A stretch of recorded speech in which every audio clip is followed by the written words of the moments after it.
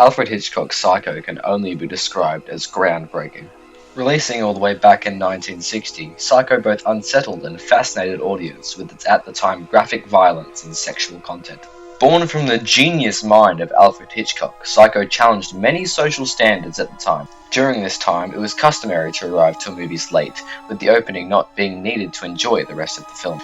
Hitchcock made sure this would not happen to Psycho, with viewers only being let into the cinema at the very beginning of the film. Birthed the very iconic "you must see Psycho" from the very beginning that Hitchcock adhered to. This is a very alien concept of nowadays. Nowadays, if you want to watch a movie, you can just watch it on any streaming service at any time, whenever you want. Pausing, rewinding, and skipping forward is all things that are available to us. With this complete control, some of the magic of movie has been lost.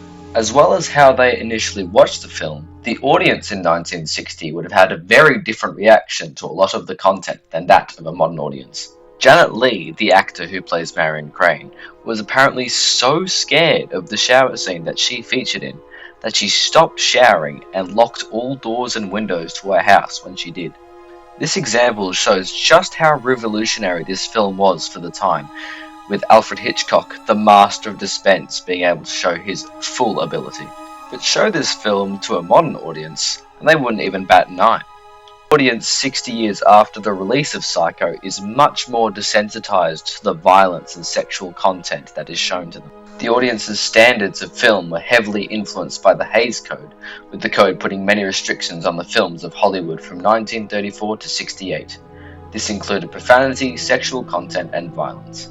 Hitchcock, however, the cheeky man, found his way around these limitations by having his first screening involve some very un-Hays Code abiding material in order for some of the other less obvious things to pass. This strategy allowed him to have scenes such as the infamous shower scene pass, as well as the first flushing toilet on screen. There was also the issue of Norman Bates' sexuality. Censors were very against any homosexuality, and Norman wearing his dress with an implied incestuous desire and possible necrophilia. This prompts a line at the end of the film in which it is specifically refuted.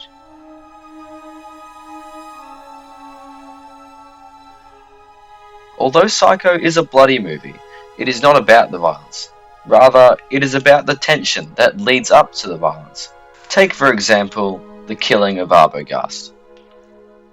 There are only 2 on-screen deaths in Psycho, and Arbogast is one of them. Bates?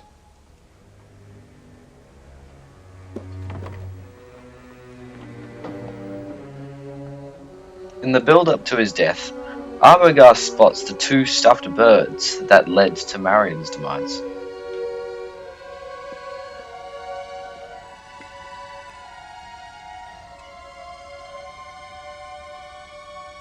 They seem to foreshadow his fate.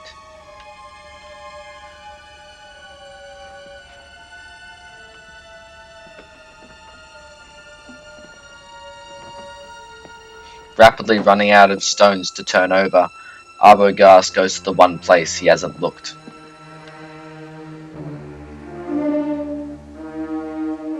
The shot of the house is accompanied by a haunting soundtrack.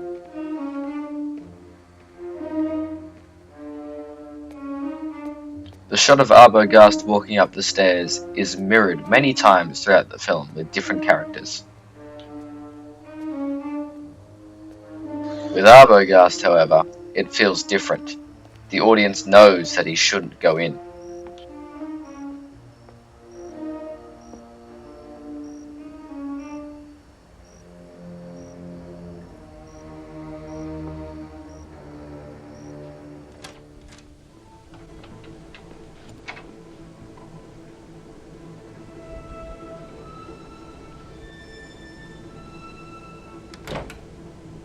As he steps inside, the camera follows his eyes.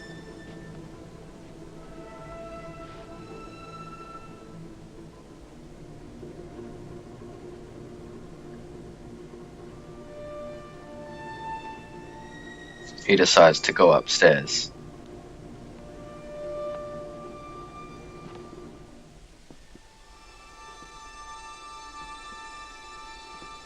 A door slowly opens. The audience does not know where or what lies behind. Finally, the scene reaches the peak. Although the scene has very subpar effects, I would be lying if I say that the initial sound didn't make me jump when I first watched this movie. I will now pass it off to Alfred Hitchcock to describe the scene in more detail.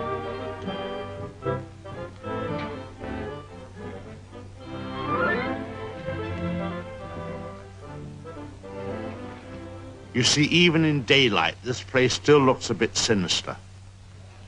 Now, it was at the top of these stairs that the second murder took place. He came out of the door there and met the victim at the top. All correct so far, Hitchcock? Of course, in a flash, there was the knife. In no time,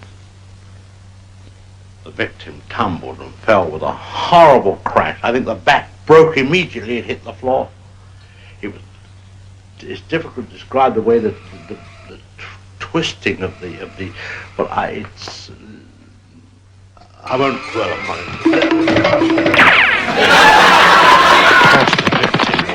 Dr. Giggle Touch.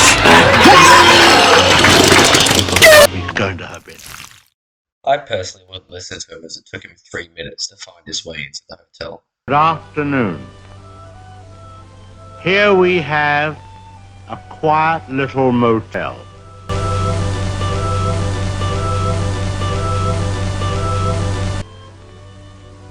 And as you see, perfectly harmless looking. When in fact, it has now become known as a quiet little motel. This motel also has, as an adjunct, an old house, which is, if I may say so, a quiet little motel. And in this house, the most dire, horrible events took place. I think we can go inside because the place is up for sale, although I don't know who's going to buy it now.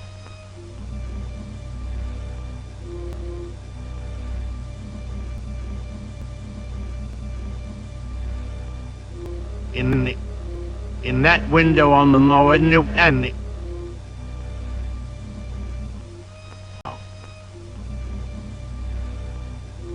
in that window on the second floor, the single one in front, that's where the woman was first seen. Let's go inside.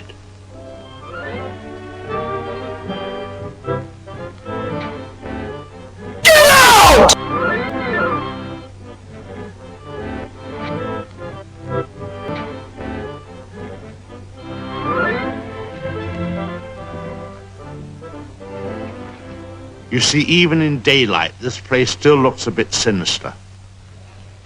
Now, it was at the top of these stairs that the second murder took place. She came out of the door there and met the victim at the top. Of course, in a flash, there was the knife, and in no time, the victim tumbled and fell with a horrible crash. I think the back broke immediately. It hit the floor. It's difficult to describe the way that they would not describe the way that the twisting of the. Well, I won't dwell upon it. Come upstairs. Of course, the victim, or should I say victims, hadn't any conception as to the type of people they would be confronted with in this house, especially the woman.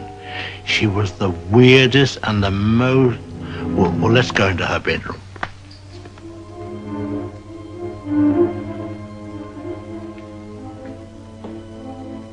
Here's the woman's room, still beautifully preserved.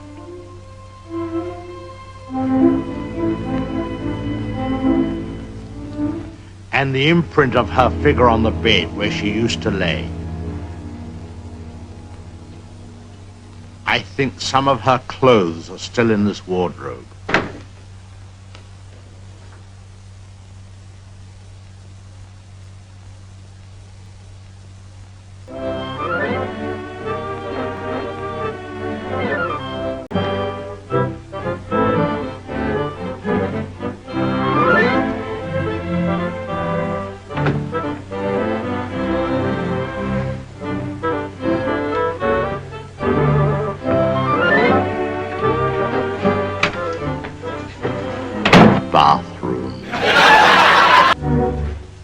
this was the son's room, but we won't go in there because his favorite spot was the little parlor behind his office in the motel.